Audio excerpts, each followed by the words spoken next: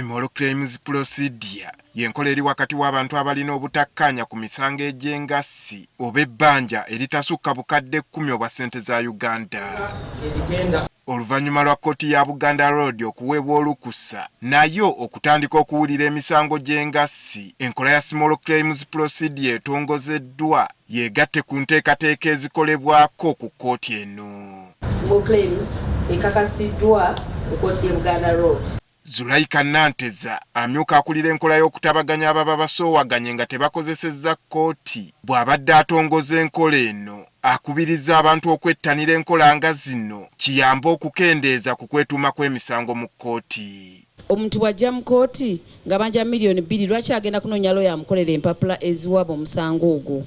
Bwe tuteekawo foomu ezo ng'ojja buzinojjuza n'ogenda n'otwalira gw'obanja oba oli awo n'akusasula oba ne mujja mu kkooti n'akusasula nga temunaakuyitana wadde mwezi gumu oba 2, ffe ng'ekitongole tuba tulaba nti tukoze ekyo kye tulina okukola. Ono ategeezezza nti kiba kya butaliimu emisango egisobola okugonjoolebwa amangu okumalira abantu ebiseera ne ssente ng'enkola nga zino weeziri. Ffe tumanyi nti kijja kuba kituyambako kuba oba olina emisango 10, 5 ne gisigala mu eri enkola, 2 ne gigenda mu small claims, 2 ne gigenda mu mediation, gumu mu plea bargaining, kiba kituyambako okutereeza empeereza yaffe gye muli. Masitula Mulonda akulira enteekateeka eno mu ggwanga ng'asiiga ekifaananyi enkola eno gy'ebadde egobererwa mukakafu nti kkooti eno y'emu ezibadde zisinga okugyetaaga. Ngezaako kati ng'ekkooti y'e Mengo mu mwaka tuwandiisa emisango egisukka mu 100 e Mengo era ne tuba nga tukuŋŋaanya ensimbi ezisukka mu 300 ku kkooti egi.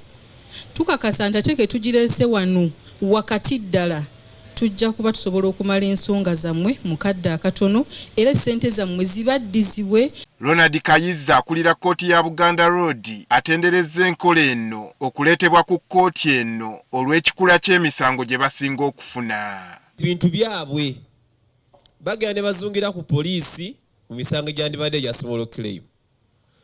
So tusaba chairman wa Kasiita abasuubuzi bagambe nti wano mu Kampala Central kkooti ya Buganda Road bagikkiriza okula emisango egy'engassi civil cases nga mu gino mwe mune small claim. Ono era wano wasinzidde n'akubiriza abasuubuzi naddala ab'omu Kampala okuba abeegendereza nga bakola emirimu gyabwe. Ate mweyo wansi munsanyusa nnyo mwewola ssente nga temusayininze mpitulivu, buli omu n'aba munne ssente ebikapu buli omu n'agenda ne bamala okwebba ne bakomawo wano nga tebalina yadde akawandiiko nomuga musajja wamma miliyoni mmeka nti 5 bawandiika wanti sirinaawo. Thaddeus Musoka akulira Kasiita asiimye enkola eno n'ategeeza nti yakwanguya emirimu gyabwe ng'abasuubuzi. Ndaba kigenda kutaasa nnyo okubeera nti kitukkakkanya n'okusigala mu busuubuzi.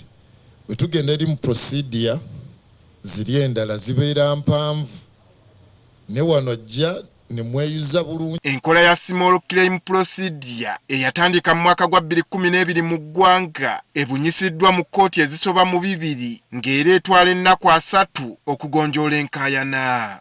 Andrew Kaggwa, Agafeeyo, Spark TV.